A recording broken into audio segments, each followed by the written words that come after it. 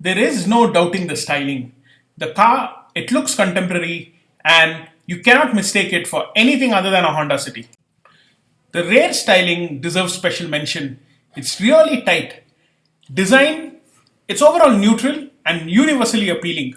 Some people may not like the excessive chrome at the front. Make no mistake, this car is an attention magnet. It turns a lot of heads, including the heads of people on bikes. You don't expect such things for a sedan nowadays. With the market definitely drifting towards sports utility vehicles right now, the sedan segment wanted a representative to fight with the crossovers on its behalf, and the Honda City is exactly what was wanted. Let's start with the tire size. Tire size is absolutely spot on at 16 inches, but then the rims, but then the tire width is not up to our liking. 185 rubber is too thin for this class of car with 120 bhp. My suggestion is to get yourself 195 tires straight out of the showroom. It definitely improves the looks and is safe as well. The interior ambience of the Honda City is lovely. Looks like Honda has taken into account all the criticism it had for the previous generation, and the overall cabin look and feel are decidedly superior. Leather inserts are very nice. There are a handful of plastics though of average quality, but they are very few and far between, and I don't see any of the owners complaining. Another big plus is that the ergonomics are spot on. You'll take less than 60 seconds to become at home in this cabin. Usually, you have to give it to the Japanese, who are the best in making the car user-friendly, and Honda literally stands out. Where Honda has really lost the plot is in the head unit. This one's more like 2013 than 2020. The interface is old.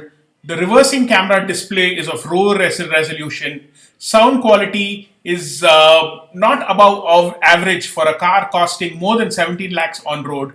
There are so many manufacturers like Hyundai, Tata, MG who have moved on in the field of entertainment and investing in a superior entertainment experience. Honda hasn't kept up.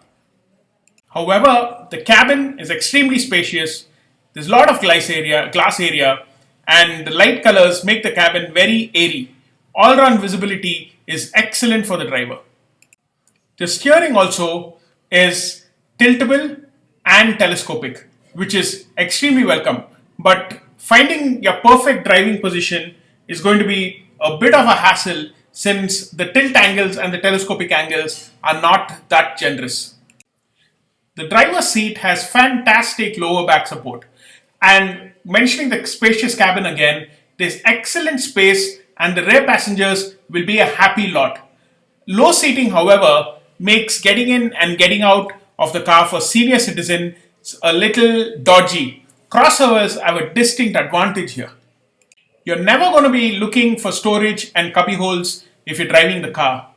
There are lovely thin rectangular slots on both sides of the handbrake to park your smartphone. Excellent usage of space. The digital Rev Counter is brilliant.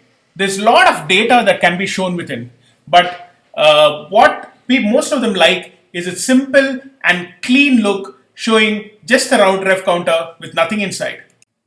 If you thought the scroller on the left hand side of the steering wheel is for volume control, you're wrong. It is for the multi-information display, and most of y'all are going to inadvertently use it to adjust the stereo's volume. The outer rear view mirrors are a hit and miss.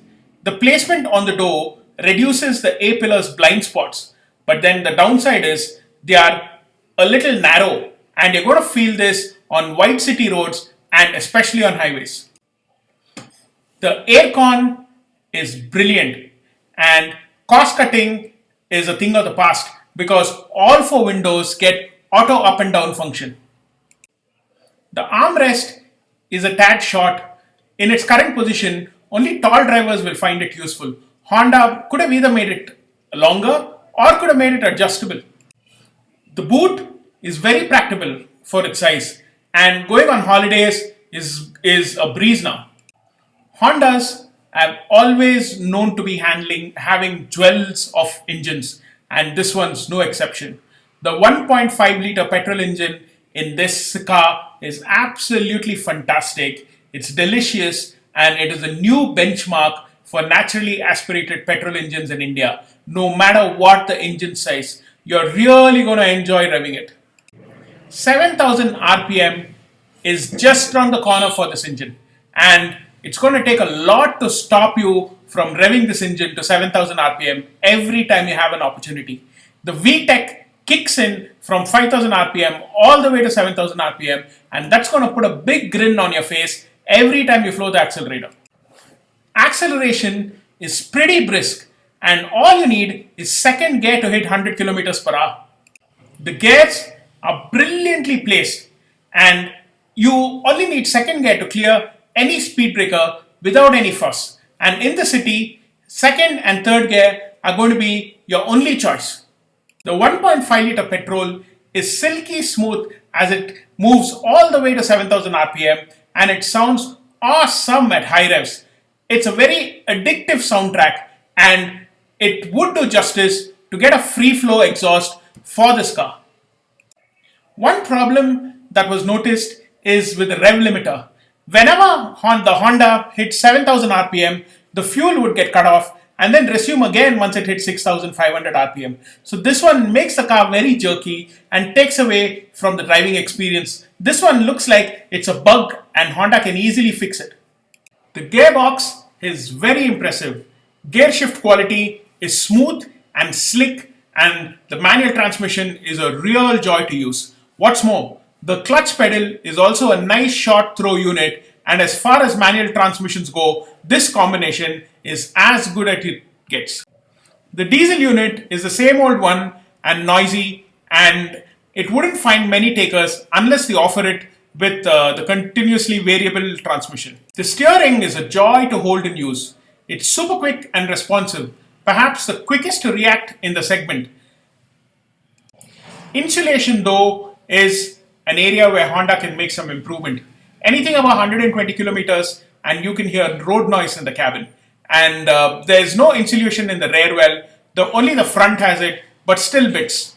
Engine noise is audible, but thoroughly enjoyable and addictive. Ride quality is extremely compliant, and you do not feel bad roads or expressways don't give you trouble. The 16-inchers do a brilliant job. In terms of handling, the car is eager to turn and corner friendly, but it just handles like how you would expect a Honda City to do. The tires give up before the car does. So again, if you're buying it, please upgrade to stickier 195mm or even 205mm rubber straight from the showroom. Stability above 120 kilometers is wanting.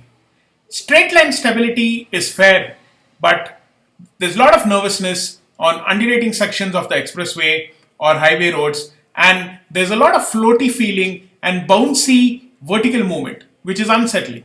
At high speeds, the chassis and suspension simply do not match the potential of the petrol engine. This engine is what is needed in the Civic. The car, true to its name, is absolutely brilliant in the city due to the friendly steering, good frontal visibility, short clutch, and smooth manual transmission. This is just the right size of sedan for the city. It offers enough cabin space for the family, yet is narrow enough to squeeze through gaps. Safety is also taken care of. Comes with 6 airbags, electronic stability program, and the car got a 5-star international NCAP rating. Hope the same thing stays for India. To wrap up this review, overall, the City is more of an evolution. It's an improvement, but nothing revolutionary here. And it's bridging the gap closely to the Civic. It does most things right, and it's easy to see why the City is going to be the default choice among sedans for families. Hope you like this review of the new Honda City. Please like, comment, and share, and please do not forget to subscribe. Thank you.